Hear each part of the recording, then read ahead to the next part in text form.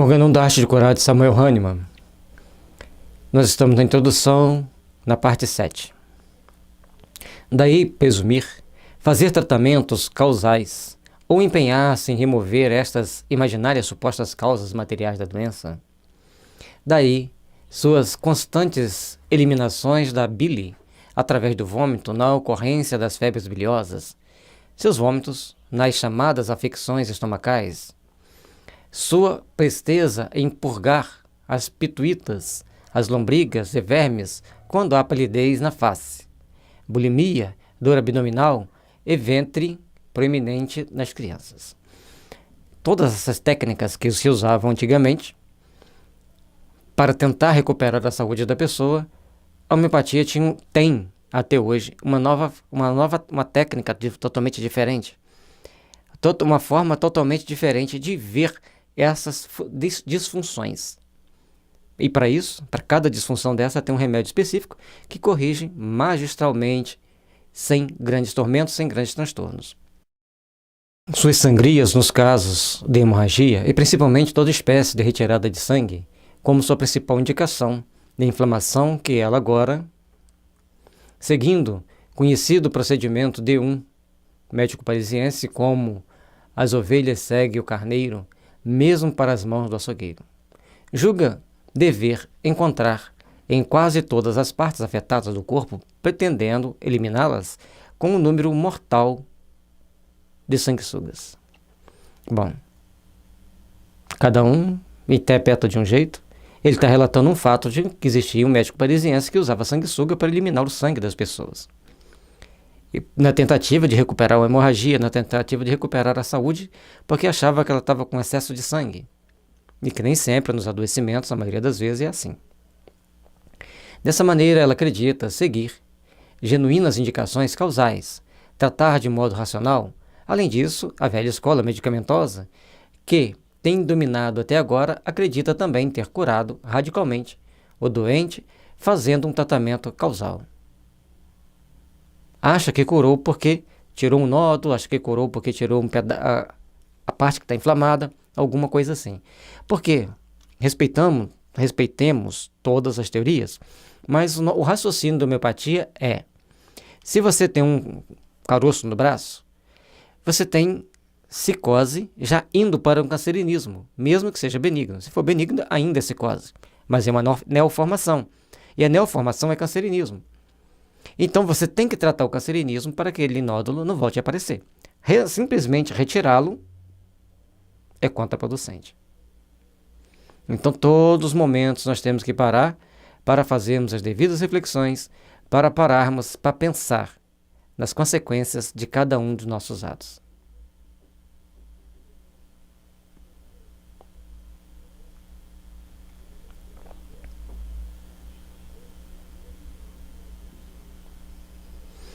Portanto, o raciocínio alopático tem um problema no local, tira-se aquele pedaço do local. Tira dali daquele local. Não importa como, qual a técnica que vai usar. Normalmente uma técnica material ou remédios locais.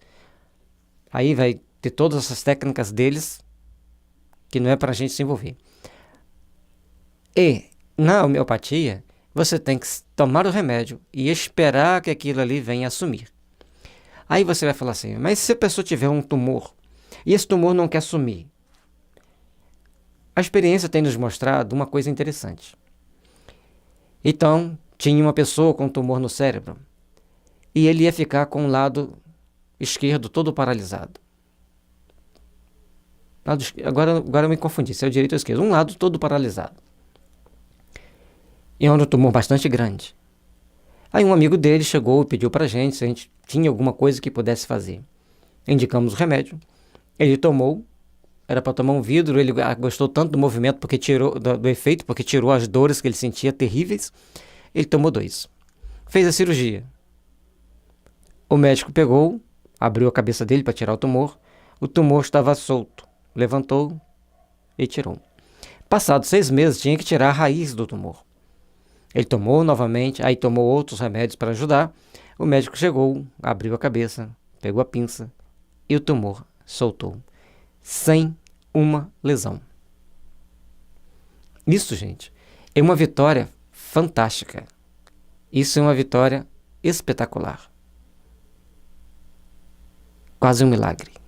Como um dia eu vi uma pessoa fazendo uma palestra e disse que milagre é quando você conhece uma técnica e aplica, não importa quais os meios que você aplicou, então isso é um milagre. Dentro desse raciocínio. E, portanto, a gente tem que entender que fazer sumir um tumor nem sempre é possível.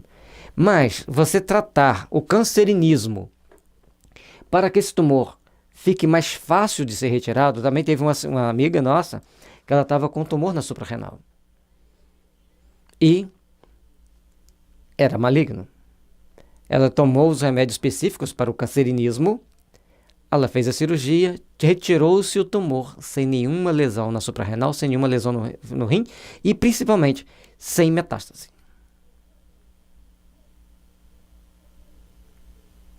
Isso é importante que a gente entenda. Então, é um auxílio fantástico, importantíssimo. E nós precisamos saber que não temos que condenar o outro, temos que entender que todos nós, em todas as ciências relativas à saúde, na Terra, hoje, temos limitações. Cada um com a sua limitação. Mas se a gente souber aproveitar o que tem de bom em um, o que tem de bom no outro, toda a humanidade se beneficia, que é o objetivo normal nosso. Não temos que atacar a alopatia, não temos que atacar qualquer outra terapia. Temos que apenas saber que cada uma delas tem a sua aplicabilidade no momento certo. E daqui tem gente que fala a partir de 2057, outros a partir de 2025. Cada um tem lá suas teorias, que tudo vai se encadear para o entendimento maior, mais amplo, de que é se tratar a saúde do que é se tratar com homeopatia. A partir de um momento, segundo Ramati, só vai existir a homeopatia e outras terapias também energéticas e a psicologia. Mas a psicologia dentro dos padrões crísticos. Eu digo crístico porque Buda também usava uma psicologia transcendente, muito útil nos nossos dias, assim como Jesus. Não estou comparando Jesus com Buda, estou apenas dizendo que ambos usaram a psicologia transcendente. Ligando pólipos, estipando um abscesso glandular pela sua supuração artificial por meio de irritantes locais, dissecando cistos cutâneos sebáceos ou melicérios, operando aneurismas, fístulas lacrimais ou retais, amputando um seio canceroso, um membro afetado, de necrose óssea, etc. Nós já citamos exemplo. Tudo isso aqui, a homeopatia pode amenizar a situação, facilitando o trabalho de quem tem que fazer a segunda parte do trabalho. Portanto, nós gostamos muito de usar terapias complementares. E todas são complementares. Uma complementa a outra. E algumas, como nós acreditamos, têm uma certa supremacia sobre as outras, como a homeopatia bem aplicada. Para todos esses casos, nós podemos ter atenuantes, se soubermos usar o remédio compatível, coerente com aquela situação. Quando emprego um repelente nas antigas úlceras purulentas nas pernas, às vezes com auxílio de simultâneo de purgativos que pouco ou nada suavizam a doença primitiva, apenas enfraquece o doente, secando-as por meio de cataplasmas adstringentes, de óxido de chumbo, cobre ou zinco, ou quando cauterizam um cancro ou destroem localmente as verrugas, eliminam a sarna da pele com os ungüentos de enxofre, chumbo, zinco ou mercúrio, quando acalmam as dores repuxantes dos membros com o bálsamo de opodeldoque, as pomadas voláteis ou formigações de cinabário e âmbar. Ela crê também haver eliminado completamente o mal, vencido a doença e é empreendido tratamentos causais, racionais, mas o resultado... Mais cedo ou mais tarde, porém, inevitavelmente, as evidentes metamorfoses que ela provoca com o tal procedimento, mas que se fazem passar por várias doenças e que são sempre mais graves que o mal primitivo e desmentem do modo suficiente. Isso poderia e deveria abrir-lhe os olhos acerca da latência profunda da natureza imaterial do mal e de sua origem dinâmica, imaterial, que, como tal, apenas dinamicamente pode ser eliminada. Olha, gente, explicar, conforme a gente já falou antes, explicar a homeopatia é uma coisa bem delicada, porque não é... Primeiro, os remédios não são materiais. Eles são energéticos. Segundo, os tratamentos que nós venhamos a empreender também são imateriais. E precisamos atingir os corpos sutis, que também são imateriais. E todo o raciocínio desenvolvido ao longo dos séculos era que as doenças eram físicas e que deveriam ser tratadas de forma física. E aí vêm as consequências. E o Hahnemann, como grande pesquisador, como eu disse, ele traduzia livros. E como ele traduzia livros, ele lia as coisas que iam acontecendo com o passar do tempo, a partir do momento que a pessoa tratava, por exemplo, um problema de pele com um determinado unguento. Melhorava a pele. Passado o tempo, ele começava a desenvolver doenças internas mais graves, mais complexas, mais difíceis de curar. Ou às vezes até mesmo mortal. E tem vários relatos. E quando ele foi usar a homeopatia, ele observou que não se pode suprimir problemas de pele. Temos que respeitá-lo e tratar internamente com remédios apropriados para que aquele mal vá desaparecendo com o tempo. Porque senão vai virar problemas mais sérios. E muitas das vezes o problema de pele suprimido pode virar um câncer ou uma loucura. Depende de onde que ele esteja, depende do terreno da pessoa. O terreno é o conjunto de miasmas que a pessoa tem de forma ativa ou latente. Portanto, nós temos que fazer por onde tratar, ou quando formos tratar homeopaticamente, observar os sintomas de maior hierarquia. Ah, mas e as outras terapias? Cada uma trata segundo as suas possibilidades, segundo os seus conhecimentos. Nós não temos nada a ver com elas. Nós temos a ver com raciocínio homeopático, nós temos a ver com aqueles que querem entender a homeopatia e como nós vamos entender os tratamentos homeopáticos. O remédio tem que ser tomado, tem que ser condizente com as necessidades da pessoa e deve também ser de alta hierarquia para que os efeitos sejam os melhores possíveis com as menores reações adversas. Simples a partir do momento em que nós entendemos que temos que trabalhar para um conjunto se melhorar, e não apenas para obtermos um resultado tal qual nós queiramos, ou que tal qual nós entendamos que tem que ser do nosso jeito, do jeito que a gente quer. É do jeito que a natureza mostra que tem que ser. Você tem um problema na pele, você tem um problema de sinusite, de bronquite, tratemos para que ele seja eliminado. Mas que entendamos que os miasmas causadores desse mal têm que ser também eliminados, ou no mínimo reduzido para uma condição estável. A luta do homem contra a ação dos agentes morbíficos mostra o quanto de esforços foram feitos para se chegar aonde chegamos e quanto falta para chegarmos aonde precisamos. Todo o nosso trabalho, todo o nosso refazimento dos nossos conceitos precisam ser estabelecidos. Precisamos começar a observar melhor como nós estamos agindo, como nós estamos construindo as nossas bases de entendimento, porque somente assim nós vamos buscar encontrar melhor caminho para nos melhorarmos. Por isso que a luta do homem contra a ação dos agentes morbíficos mostra o quanto de esforços foram feitos para se chegar aonde chegamos e quanto falta para chegar aonde precisamos. Enquanto nós não nos espiritualizarmos, enquanto nós não entendermos que somos um espírito, que já vivemos em outras vidas e viveremos outras também, portanto somos seres imortais, somos seres que estamos construindo o nosso amanhã, somos seres que estamos edificando as bases do amor, porque esse é o caminho para eliminar a dor. E dentro de tudo isso, precisamos definir qual o valor que vamos conseguir para a nossa vida, para chegar onde for preciso, para construirmos um mundo melhor para todos nós. Precisamos buscar entender bem a filosofia homeopática, para melhor ajudarmos as pessoas a se melhorarem e, logicamente, melhorarmos a nós mesmos. Todos nós somos partes importantes de um processo muito grande de aperfeiçoamento. Somos filhos de Deus e, como filhos de Deus, nós precisamos caminhar para a luz.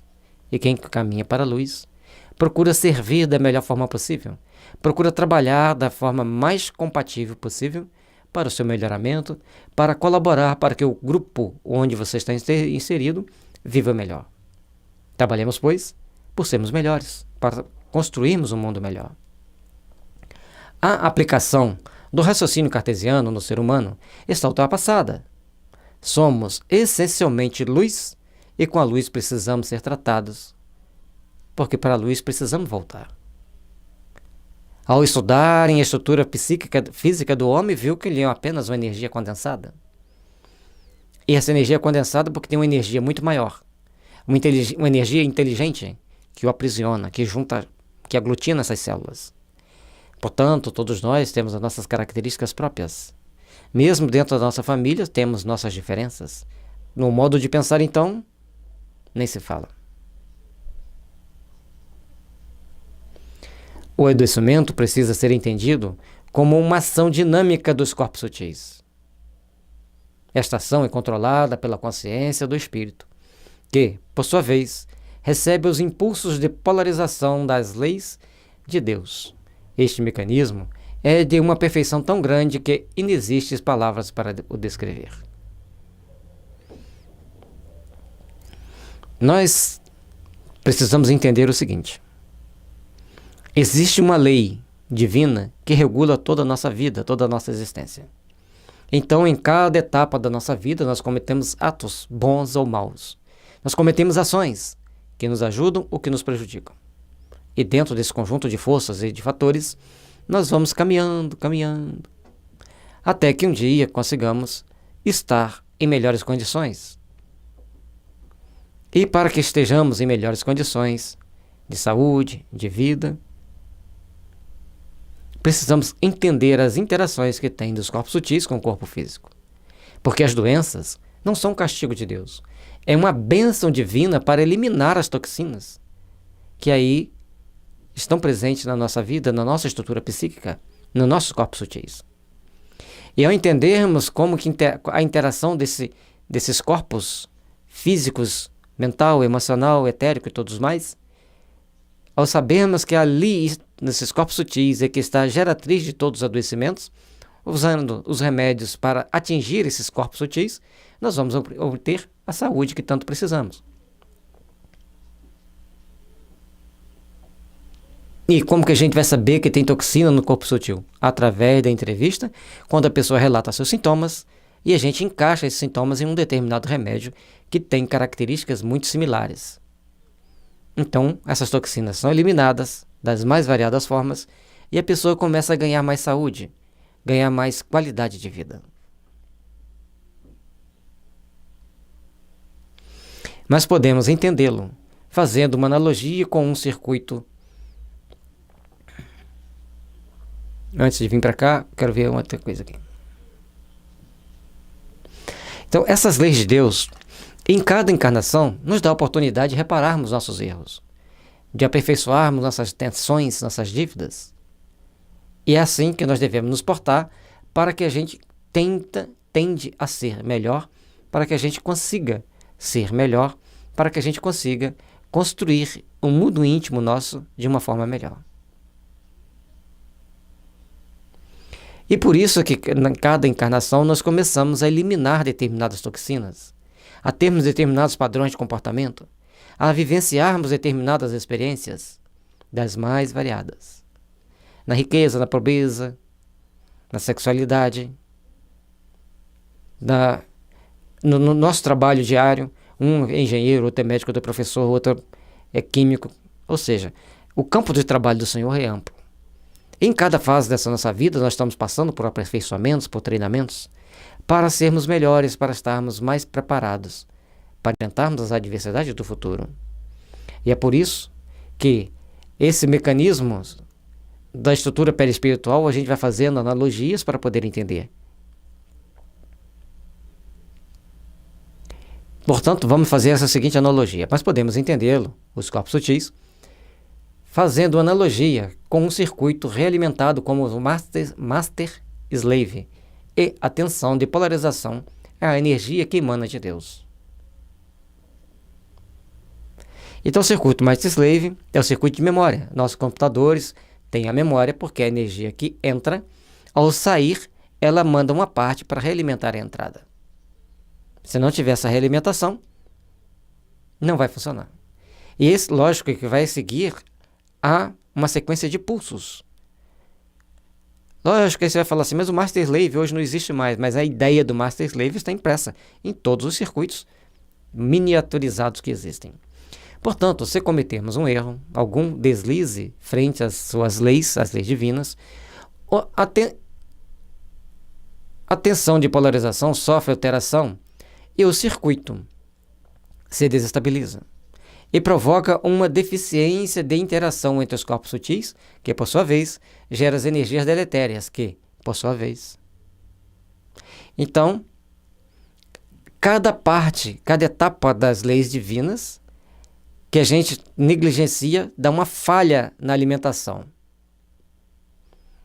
Então, cada vez que há uma falha na alimentação, uma desestabilizada no circuito. E sempre que há uma desestabilizada no circuito, gera-se energia deletéria. E na eletrônica, então, quando dá uma falha na alimentação elétrica, tudo deixa de funcionar. Imagine você cometer algum erro que interfere na sua captação dos planos sagrados da energia divina. Vai causar algum problema para você. Vai causar alguma debilidade psíquica para você. Por mais sutil que seja, temos que acompanhar esse raciocínio. Então, por sua vez, desenvolve os desequilíbrios meta-emocionais, que, por sua vez, geram o sinal físico indicando que alguma coisa está errada. Desta forma, precisamos agir rápido para indicar um remédio o mais homeopático possível, para se restabelecer o equilíbrio meta-emocional e corrigir o sinal físico. Quanto mais rápido, quanto mais próximo do desequilíbrio tiver o tratamento, mais rapidamente você se corrige. Porque se você deixar passar um longo tempo, vai se complicar mais. E aí a gente diz o seguinte: quer continuar na Terra? Trate-se homeopaticamente. Comece a te ajudar a se corrigir. Não estou inventando. Dr. Moore, na Revista Espírita de 1864, ao ser perguntado sobre a homeopatia, ele nos mostra que a homeopatia é uma das teorias dos fluidos latentes que ajudará a humanidade a evoluir mais rápido. Portanto, se você está com grandes conflitos, ao tratar com a homeopatia correta, coerente, você vai racionalizar seus conflitos, vai começar a educar seus conflitos, vai ter mais condições de controlar a sua mente e, por conseguinte, você vai entender a necessidade de evangelizar seus sentimentos, facilitando todo o processo de caminhada. O Organon da arte curar é a maravilha que Hahnemann trouxe para nós, nos entendermos mais, nos conhecermos mais. Portanto, normalmente, nossos amigos espirituais dizem que Jesus, Kardec e Hahnemann é a grande teologia para nós conseguirmos a nossa liberdade espiritual, a nossa libertação dos assédios das trevas e caminharmos para a luz. Concorde ou não, é um fato que todos nós vamos começar a perceber à medida que nós começarmos a nos tratar com essa maravilha que é a homeopatia. É por isso que a gente tem uma enorme dívida de gratidão com esses seres abençoados e iluminados que vieram à Terra trazermos a bênção da homeopatia, a equipe da Tenenge e do Sim Natural, que nos impulsionam cada vez mais, dando-nos suporte para melhor trabalharmos com a homeopatia. Paz e luz, para que em nosso caminhar esteja sempre presente a sabedoria e o discernimento, a perspicácia para entendermos e desenvolvermos mais as técnicas de tratamento homeopático para nos fazermos cada vez melhores, para nos fazermos cada vez mais aperfeiçoados.